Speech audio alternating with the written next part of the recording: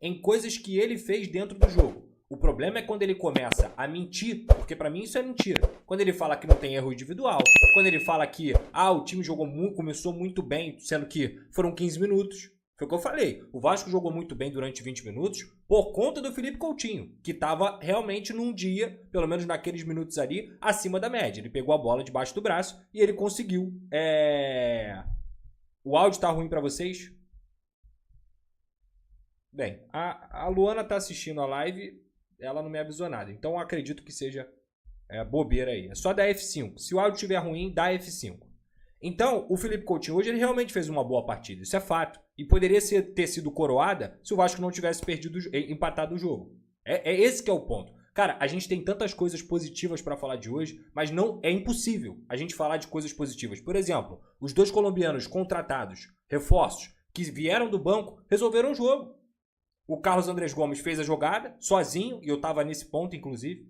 Ele conseguiu fazer a jogada sozinho, e o Carlos Cuesta acabou fazendo o segundo gol do Vasco. Mas vou dar um passo atrás, por quê?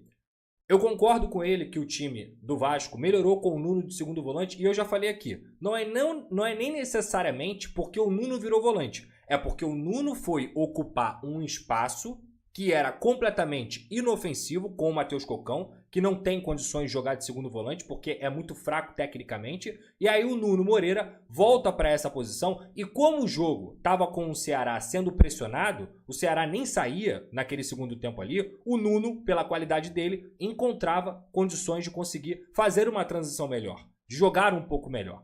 Só que, cara, mesmo com isso tudo, o Vasco não estava fazendo um grande segundo tempo. O Vasco não estava jogando demais, o Vasco não estava criando grandes oportunidades, o que faz o Vasco melhorar dentro da partida e dá a sensação de que o Vasco ia vencer.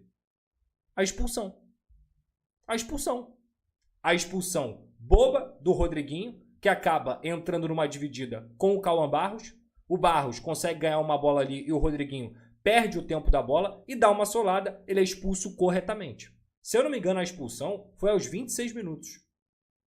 Aos 26.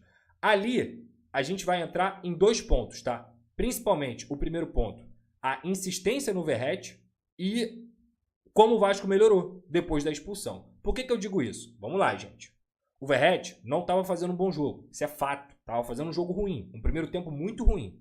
No segundo tempo, ele até tinha perdido uma oportunidade, repito, que também tem muito mérito da defesa do goleiro, mas ele perde aquela oportunidade ali no rebote, no momento que o Paulo Henrique faz a jogada pela direita e o goleiro pega. Ok. O Verratti, se tivesse 11 contra 11, deveria ter sido substituído ali, nos 25, nos 30 minutos. Mas espera aí. O Vasco tem um jogador a mais, correto? 1-1 no placar, contra o Ceará, dentro de casa. O seu centroavante, que é o artilheiro do Brasil. Você vai tirar o Verratti, depois que você coloca mais um em campo, que você está com a superioridade numérica? Não fazia sentido. Não fazia sentido tirar o Verratti até o Vasco conseguir o segundo gol. Principalmente após a expulsão. Por quê? Porque você vai ter mais um jogador lá na frente, você vai ter um jogador que, querendo ou não, tem faro de gol, tem a bola aérea, coisa que não teve hoje, mas não fazia sentido tirar o Verratti se você estava com 1-1 no placar e você precisava fazer o segundo gol para vencer. Só que aí entra o ponto. O Vasco fez o segundo gol, o Vasco chegou ao segundo gol, justamente numa jogada em que o Carlos Andrés Gomes vai pela ponta, ele tem a individualidade dele, em vez de ele fazer o passe fácil para trás, ele dá o break, e quando ele dá o break, ele consegue deixar o defensor do Ceará para trás, faz a jogada em velocidade, uma jogada e uma característica que o Vasco não tem nesse elenco, de um jogador de um ponta agudo e incisivo, e dá o passe para trás perfeitamente. E consegue achar o Carlos Cuesta, que estava lá dentro da área, porque, se eu não me engano, foi uma sobra do escanteio para fazer o segundo gol. 2-1. Cara, aí eu te aviso, aí eu te falo, dava para tirar o Verratti. Dava para tirar o Verratti. Não imediatamente, talvez, porque fazer o terceiro gol também era importante. Mas depois do segundo gol, cara, bateu 40 ali, bateu, sei lá, um pouco antes até, dava para tirar o Verratti. Colocava um time mais móvel, colocava um time que teria condições de conseguir ter mais contra-ataque, porque o Ceará naturalmente iria ter condições de conseguir contra-atacar ou tentar contra-atacar. Pelo menos tentar contra-atacar o Ceará ia fazer. Até porque bota o Vinha no jogo e o Vinha é um jogador que causa algum tipo de dificuldade. Se você for pegar o XG dessa partida, O Ceará tem um XG maior do que o do Vasco. O Ceará teve um XG, o que é o XG? É a expectativa de gols. São os gols prováveis de acontecer. O Ceará teve um XG maior do que o do Vasco. Porque no primeiro tempo o Léo Jardim já tinha salvado uma e no segundo tempo ele também já tinha salvado. O jogo, cara, hoje é o que mais irrita o torcedor, é que o jogo tava na mão do Vasco. O jogo tava na mão do Vasco. E, assim, a gente tá criticando muito o Verratti, com toda razão, mas o Ryan não jogou nada hoje também, tá? O Ryan, que é um jogador que eu adoro, que pra mim é um sub-20 com talento bruto, ele não jogou nada.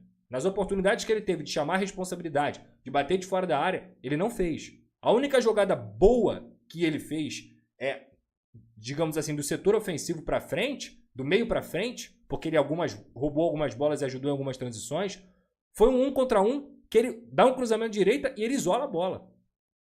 Então, nesse quarteto, quem jogou muito bem hoje? Nuno e Coutinho. Verratti e Ryan muito abaixo. Aí entra o David, entra o Carlos Andrés Gomes. O David não jogou nada. Também não teve tempo para isso, mas não jogou nada. E o Carlos Andrés Gomes também entra e ele joga bem. Ele melhora o Vasco no segundo tempo. O Lucas Oliveira, eu vou concordar com o Diniz, tá? Eu nunca faria isso. Eu nunca colocaria o Lucas Oliveira de volante. Mas eu vou concordar com ele que o Vasco não empatou o jogo por causa dele. O Vasco hoje sofreu um empate, principalmente, e eu diria exclusivamente, por uma falha de um jogador que não costuma falhar. Por uma falha de um jogador que é um dos mais regulares do Vasco. É indiscutível. O Diniz fala certo. O Vasco hoje tomou um gol de falha grotesca do Matheus Cocão e o outro do Paulo Henrique. Aí, gente, o que mais frustra ainda é porque a gente sabe que esperar a falha do Cocão, esperar a falha como era do João Vitor, do Hugo Moura, entre outros jogadores, do Piton, a gente espera. A gente espera porque esses caras falham constantemente. O que talvez deixa mais o torcedor do Vasco puto é que foi o Paulo Henrique que falhou. E o Paulo Henrique não falha assim. O Paulo Henrique não costuma falhar assim. E vou repetir aqui para vocês. O Vasco é um time que tem um problema grave defensivo. Foi um chutão para frente. Não foi, meu Deus, um lançamento maravilhoso. Foi um chutão para frente e o Paulo Henrique não corta. O Vasco é um time que, se eu não me engano, tem -1 de saldo no campeonato. Tem 33 gols sofridos e 32 feitos. É um dos melhores ataques e uma das piores defesas. Por quê? Porque isso é uma característica do trabalho do Diniz. Repito a informação para vocês. O Vasco só venceu os jogos com o Fernando Diniz quando faz 3 ou mais gols. Tirando isso, o Vasco não ganha. Ele elogiou o Ceará porque o Ceará é uma equipe forte, uma equipe sólida, que dificilmente perde quando perde para o placar curto ou quando ganha por placar curto também. Porque assim é o Campeonato Brasileiro. Assim é um Campeonato Brasileiro de equipes que entram com uma missão de não cair, e o Ceará está até fazendo isso, digamos assim, com maestria. O objetivo de não cair, o Ceará está fazendo bem. Está fazendo um campeonato regular. Quem está muito acima da média é o Mirassol, que está lá no G4. Aí é case de sucesso. O Vasco era um time que era para estar justamente fazendo uma pontuação ali de 10º colocado. Tranquilo, o Vasco podia estar com 30 pontos hoje na tabela. Trintinha. For pegar a quantidade de erros grotescos individuais que o Vasco comete, eram trintinha. Vou colocar 3 jogos aqui. Grêmio, erro grotesco do João Vitor. Atlético Mineiro, erro de passe do Hugo Moura, que ele ignora, que ele parece que acha que o torcedor não assiste o jogo. E o jogo de hoje. Mais um erro grotesco. E digo mais. Porque a força de São Januário... Que força, Diniz? Que força que o Vasco não vence desde maio dentro de São Januário? Desde São Januário o Vasco não vence desde maio no Campeonato Brasileiro. 4 meses. Aí, meu camarada, pro cara que é pessimista, e olha que eu não sou um pessimista, hein? Se for olhar os teus números, o Vasco vai cair. É a sensação que passa. Porque os números são horrorosos. Os números são tristes, vergonhosos. O torcedor do Vasco que vai a São Januário hoje, ele não tem a mínima sensação de otimismo de que o Vasco vai ganhar. Porque São Januário hoje, que você disse que geralmente é forte, não sei o quê, isso não existe sobre o seu trabalho, tá? Você faz jogos melhores fora de casa do que dentro de casa. Não existe sobre o seu trabalho. Agora, eu acho que o jogo de hoje é terra arrasada? Acho que não. Primeiro, pontos positivos. Mais uma vez o Felipe Coutinho jogando bem. O Nuno Moreira eu canso de falar. Tem muita gente que não assiste os jogos do Vasco e que ignora, mas é um dos melhores jogadores do campeonato. Eu não tenho dúvida disso. Ele é um dos melhores pontas do campeonato, um dos melhores atletas do campeonato. e sem dúvida alguma um dos melhores reforços do futebol brasileiro em 2025, é o Nuno Moreira. O Carlos Andrés Gomes entrou bem, o Carlos Cuesta entrou bem, o Robert Renan, dá pra ver que é diferente, que é qualificado, então você já pensa que há uma grande possibilidade de agora o Vasco ter uma dupla de zaga com Carlos Cuesta e Robert Renan, jogadores que são bons e são qualificados para a saída de bola. Poderia ter coroado o próprio jogo do Nuno, o próprio jogo do Coutinho. O próprio Paulo Henrique não estava fazendo um jogo horroroso. Fez um jogo na média dele, regular. Estava fazendo um jogo regular, até o erro grotesco, sabe? Eu vi uma galera falando do Léo Jardim. Desculpa, gente. Eu não achei falha do Léo Jardim. E olha que eu sou rigoroso, tá? Eu sou rigoroso. Eu não achei falha do Léo Jardim no gol de hoje, no segundo gol de hoje. Ele não acredita que o Paulo Henrique foi ultrapassado, o maluco dá uma pancada em cima dele, queima-roupa, e ele dá o rebote. Já foi difícil, acho que já foi difícil ele pegar, pô. E ele pegou a bola. Só que no rebote, mais uma vez, a defesa do Vasco dormiu. Tá? Então, cara, pontos positivos. Os reforços entraram e conseguiram decidir, vindo do banco. A defesa entregou. Pontos negativos. Verratti, o Diniz, vai ter que ver essa questão. Ele vai ter que ver essa questão. Porque o campo precisa ser respeitado, cara. E eu repito aqui, eu nem acho que o Verratti tem que ser reserva. Eu só acho que ele não pode ser intocável. Ele não pode jogar 90 minutos o tempo inteiro. Não pode. Por mais que ele não canse na reta final, por mais que ele ajude na bola aérea, é melhor o Vasco ter um jogador com capacidade de contra-ataque, de retenção de bola, de dinâmica lá na frente, nos minutos finais, digamos assim, e até mesmo de fazer a pressão pós-perda, que ele faz, mas já com cansaço nas costas, do que ter o Verratti 90 minutos. Eu sou um cara que eu tento olhar as coisas de forma equilibrada. Hoje não deu. Não deu. Hoje ele não contribuiu em nada. Absolutamente nada. Nem as bolas aéreas, cara, que ele costuma ganhar, que ele realmente nesse quesito, nesse fundamento, ele é pica. Ele não tava ganhando, porra. O zagueiro do Ceará cortou todas. Todas. E olha que o Vasco cruzou algumas bolas boas com o Pomita, com o próprio Paulo Henrique. O Nuno, ele gosta de dar esse tapa abrindo. Em vez de ir pro fundo, ele abre pro meio e dá esse cruzamento que é venenoso, que ele gera muito gol assim. Por exemplo, foi assim que saiu o gol do Jair na Copa do Brasil, entre outros. Porra, toda hora fornecendo bola pro Verratti, e o Verratti não conseguia ganhar dentro da área. Então, cara, é um ponto que tem que sim ser visto. E principalmente, torcer muito, meu camarada. Torce muito pro Lucas Piton voltar logo, pro Tietchan voltar logo.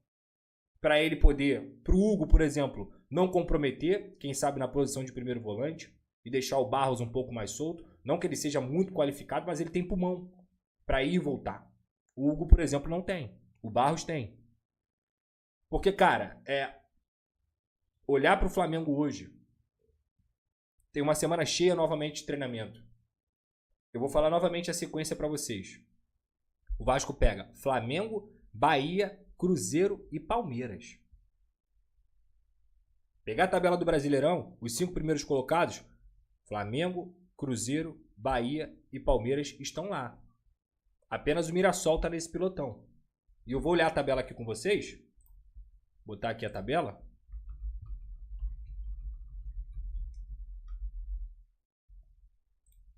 Para a gente ver junto.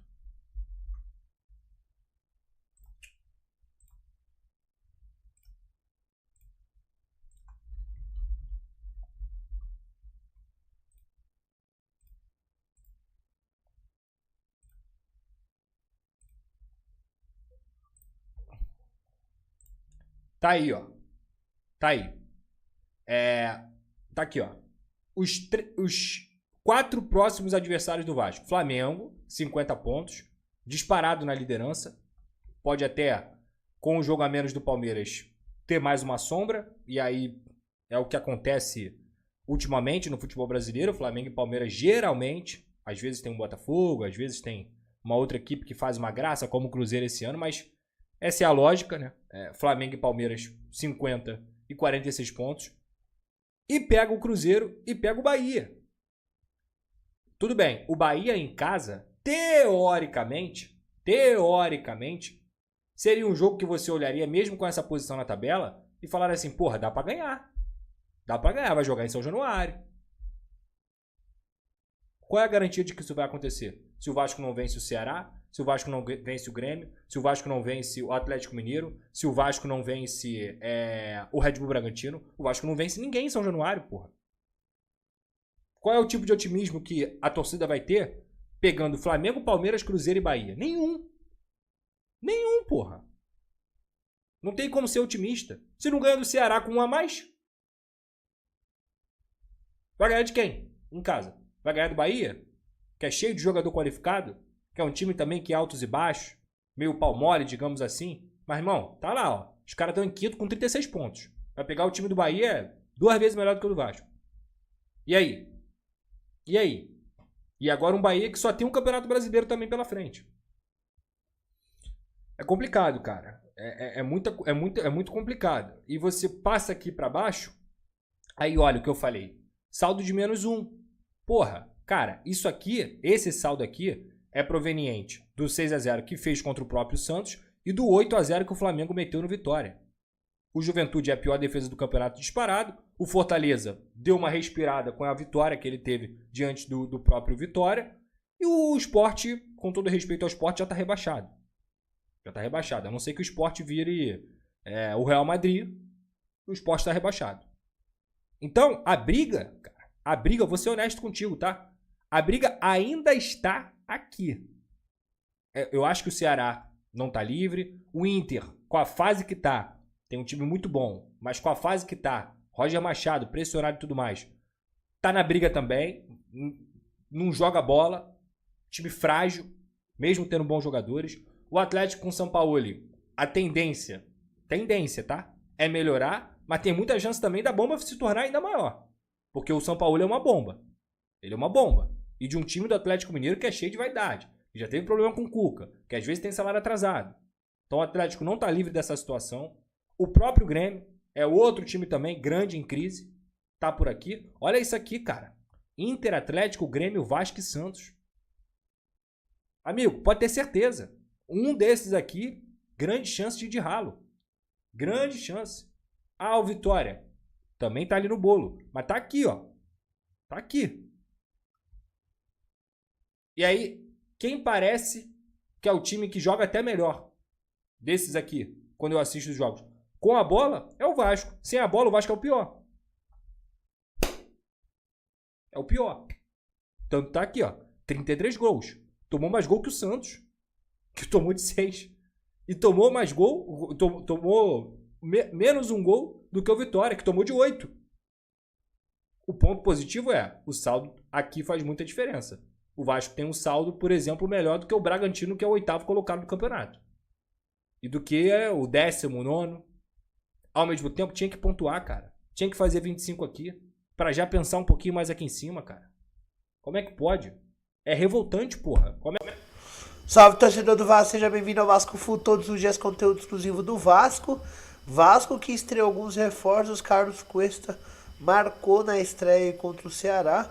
Uma partida aí que foi desenhada com o Vasco conseguindo abrir o placar.